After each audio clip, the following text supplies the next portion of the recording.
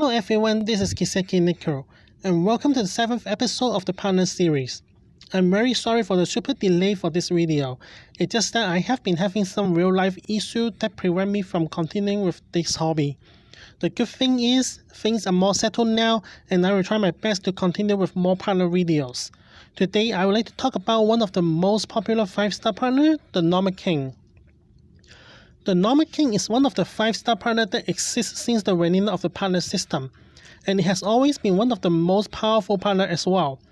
Many people still having hard time dealing with them, even with today's system, for each color can all hold their own very well. I believe there's really no need to talk about how powerful it is, so let's begin with Red Nomad King. The core value of Red Nomad King is his 3rd skill, Ever Victorious. In short, there is a 50% chance for Red Nomad to fight back whenever he is under attack. What makes this skill more powerful is that this skill also limits the damage received by Nomad King to a maximum of 35% per hit. This is a skill that good in both offensive and defensive wise. Because of the skill, Red Nomad can give up on speed completely and focus himself into attacking specs. Just a fun fact, Red Nomad was never to be considered as a strong partner at the beginning of the system because he will die too easily. He was usually considered the weaker of the 3 Nomad until Iron pattern is released to the game. Once Iron is available, Red Nomad has become one of the top tier partner because he can keep leeching life for all the attack that he could lash out, which largely eliminate his weakness. For the pattern, the most common and the best setup for Red Nomad is Iron and Wolf set, with left hand, right hand and helmet focusing on attack percent, or left hand, right hand on attack percent, and helmet on CR and CRD.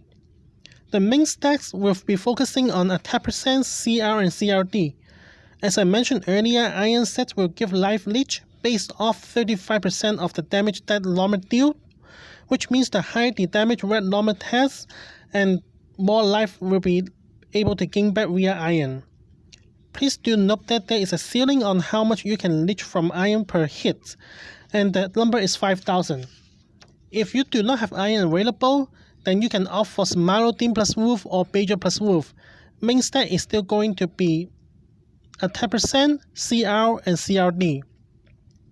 This is the pattern suggestion before Iron is available in game. It doesn't do as well as Iron does. Your best bet with this pattern would be hoping that Red Nomad will be able to lash out as much damage as possible before he died. Does Red Nomad worth 3rd Awakening? The reward for 3rd Awakening would be extra 5% attack, plus 1 speed and extra 25% resist. Personally, I think it isn't bad, but there's really no rush on 3rd Awakening him because the boost you get from 3rd Awakening would not be increasing the power level of Red Nomad too much. I would divert resource to some other 5-star partners such as Red Colonel or Red GOE before 3rd Awakening Red Nomad, as they would be benefiting much more from 3rd Awakening than Red Nomad does. Next, I would like to talk about Blue Nomad King. I think most people know this already, but Blue Nomad King is just nuts. He does heal damage, he is tanky, he will self-heal every turn and you cannot stop him from recovering. All this craziness comes from his 3rd skill, Invincible. Basically, it gives Blue Nomad King immunity to prevent his healing debuff. It recovers 15% health point per turn. It also increases Blue Nomad's damage based off his own HP. What it means that the more health point Blue Nomad has, the more HP he recovers each turn, and he will be dealing more damage. The good thing is, if you own a Blue Nomad, you pretty much know what to do with him. Stack as much health point as possible. Please also note that the damage that is given to Blue Nomad from his health point percent is actually a no-target defense. This is also part of the reason why Blue Nomad's damage hurts so much. So here's the most common war pattern for Blue Nomad, Cat and Hippo, with main stat as speed and HP percent, followed by CR percent. There is a minimum mark to be considered as Blue Nomad King, and the mark is plus 25k HP and plus 60 speed. If you cannot keep up with both, go with HP percent first. Focus on getting plus 25k HP, then try to swap out patterns that give both speed and health point as substacks. If you are a new player or you play new server and get yourself a blue Nomad early on, you can also go for full hippo and go all in with health point. That would be good enough for the meanwhile until you get better pattern for swapping. There's actually a third-party pattern suggestion, and it would be a full whale which also focuses on speed and HP percent. However, this is more of a team strategy and it is very specific to one team. Blue Colonel plus free blue Nomad. The idea is to having all 4 partners gearing up whale, and that would be boosting other teammate 24% extra health point with a total of 96% increase in health point. In theory, that should make the team very powerful. As for Blue Nomad Third Awakening, does he worth Third Awakening at all? The reward from Third Awakening is extra 8% attack, plus 1 speed, and 15% CR. Sadly, my opinion for this is same as Red Nomad. The power level boost from Third Awakening isn't too much, so I also believe that there is no rush in Third Awakening him. Lastly, let's talk about Green Nomad King. Green Nomad is also known as Speed Team Killer. It is because of his third skill, Grassland Lord. What it does in short is to cancel everyone's speed and keep everyone at its base speed. As we all know, a speed team truly relies on speed to gain its advantage, whether in constantly controlling partners or lashing out big damage. The downfall of the skill is that it's only active when Green Nomad is in the battlefield. In other words, the effect of the skill would be gone as soon as Green Nomad dies. So how to keep Green Nomad alive as the major topic. Currently there is 2 ways of gearing up Green Nomad.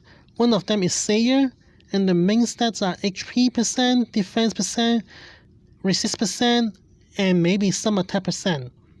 The idea of using Sayer is to turn Green Nomad into a complete supporting partner, trying to stay alive, capping speed of everyone while stunning any opponent.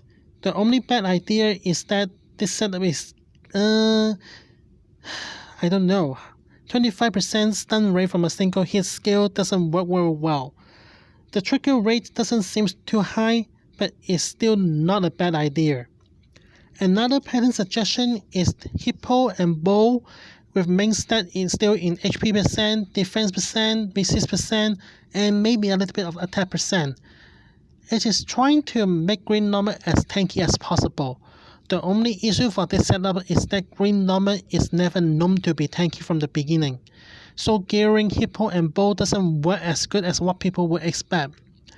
And this is also the reason why people would try out Sayer instead. How about Third Awakening? Does it help with increasing the survivability of Green Nomad? Sadly, I would say no, because the reward from Third Awakening is same as Red Nomad. Extra 5% attack, extra 1 speed, and extra 25% resist. None of this would really help the surviving except the 25% resist. But it isn't a huge impact neither. However, comparing to Red and Blue Nomad, I would Third Awakening him when possible. The reason is because of the Fifth Awakening. The new Fifth Awakening will give each partner a racial bonus. And for Nomad is human bonus, which will reduce defense of a random opponent for first 3 rounds. It gives more points for Green Nomad as a supporting character. Originally, I would like to talk about the third skill of the Green Nomad, which is the Grassland Lord. However, what I realize is just talking about the skill would be doubling the length of the video already, and I'm afraid this would make this video too long, so I will be cutting this one out and put it into the next video instead. I will see you in the next video. Thank you for watching.